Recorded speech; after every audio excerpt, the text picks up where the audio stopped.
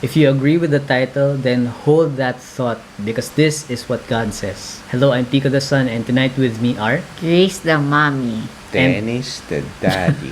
And tonight we're going to talk about what God is saying to you if you feel like you want to kill yourself.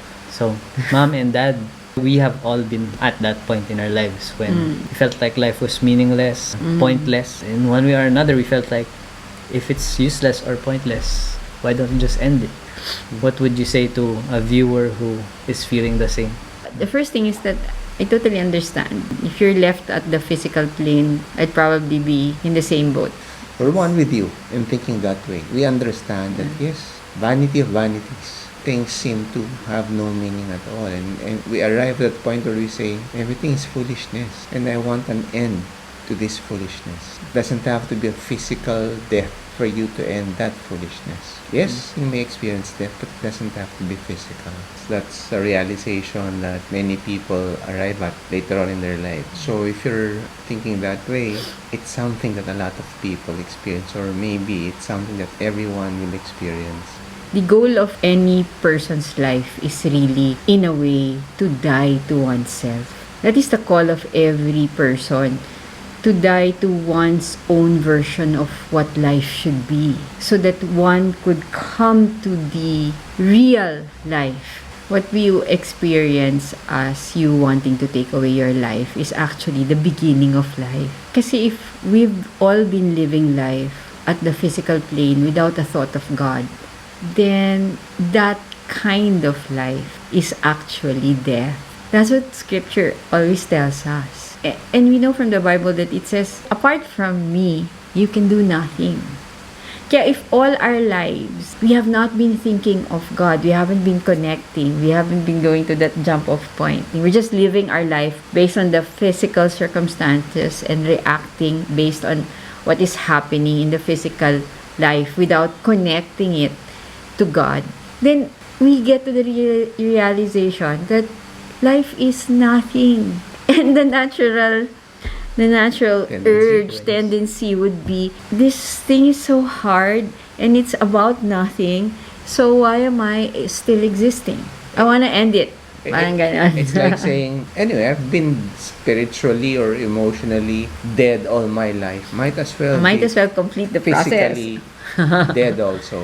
The proposition on the other hand is this: if you've been experiencing spiritual death for a long time, you can live again without having to go through a physical death. If you want to experience life again because you've been feeling the absence of the joy and the fullness of life, there's no need to have a physical death to be able to enjoy a resurrection. I think that's the impulse that makes us want to take away our life. The lack of meaning. Kasi wala talaga sa physical life eh. Jesus had to tell us that I have come so that they might have life. And not just life, but have it to the full. That's where life is. So when one comes to the moment, if you're at that moment where you want to take away your life, you're at the perfect crossing. You finally figured out that the physical life holds nothing for you. And you're intelligent. Because many people never discover that. So it's just an invitation to, it's an invitation to yes. abandon that path that you're trekking on right now and transfer to another path. It's not an invitation to let's end this life, no? It's just an invitation to let's redirect this life into something that's going to be more meaningful. I think that this taste for life comes from the fact that you realize that there's a big hole in your heart that nothing in the physical world can ever satisfy. And when you try to fill that with whatever it is that you know physically to be able to satisfy in theory, and it still doesn't work, you say, what's the point? If I'm always unhappy, if I'm always dissatisfied with everything and anything that is in this world, what's the point? We would usually refer to that as a void, the space that the Lord has created in each one of us and could all be fulfilled by God Himself. God created us for Himself, and it's only God that could satisfy us. Now, if we've reached that point of trying to fill that void, and we say it's an infinite void that could all be filled by the infinite. The Lord is now telling us, come on, let's do this the right way. Yeah. Let's do it. That's a nice call to whoever's watching this and feels that way. That if you feel like life is meaningless, or if you feel tempted to end it, then you should know that you are being called by God. Your realization is one half of the truth. Yeah. And the other half is that you need God. Yes. You're not being asked to end life. God is asking you, come on, let's redefine Yes. life. You're being called to start a new life Yes, with let's God. begin another life. Right? Let's abandon that life that's making you so unhappy. And let's begin anew.